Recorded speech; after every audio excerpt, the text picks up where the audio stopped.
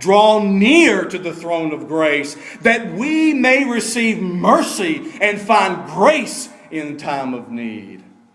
I like the word confidence. It's a Greek word, parousia, and it literally means a state of boldness or confidence, even in the face of intimidating circumstances.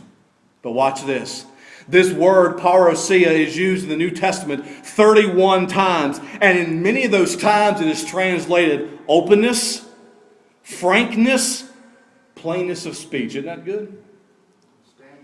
And just a footnote on parousia is also used in the apocryphal book Hebrews of Solomon, and it is translated there as well, confidence or boldness. And so, folks, listen, the New Testament paints a very different picture on the posture of a Christian when we pray. We do not come before the throne room of God fearful of judgment. We come, the Greek tells us, as ones who have confidence.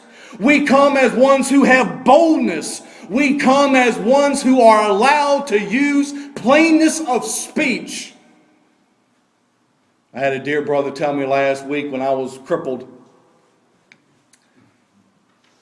He said, go out in the woods and holler at God. He can handle it. He's got big shoulders.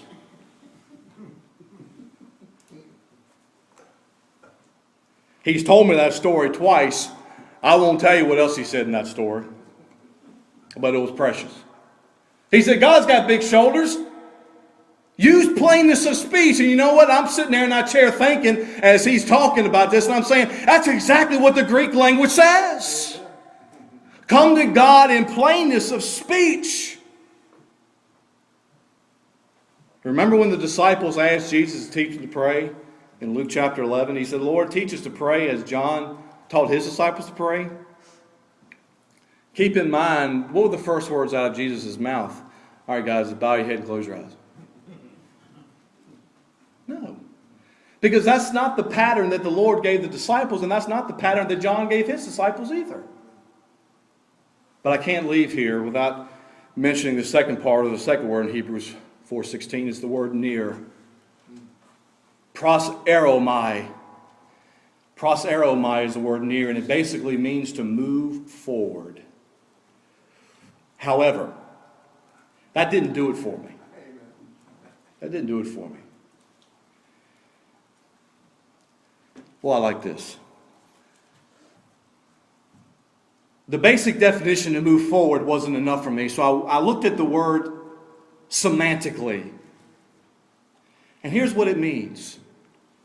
It means to move toward an object with a context of a reciprocal relationship between the one approaching and the one approached. You know what that means? It means that when I move to the throne room of God, God and I are glued together through a relationship in Jesus Christ. Isn't that good? Face to face. That's not language in the New Testament of bow your head and close your eyes. Now, when you hear somebody say bow your head and close your eyes, they're not a heretic. Most time we do it, I do it. I pray with my head bowed and eyes closed, publicly. Privately, I do not.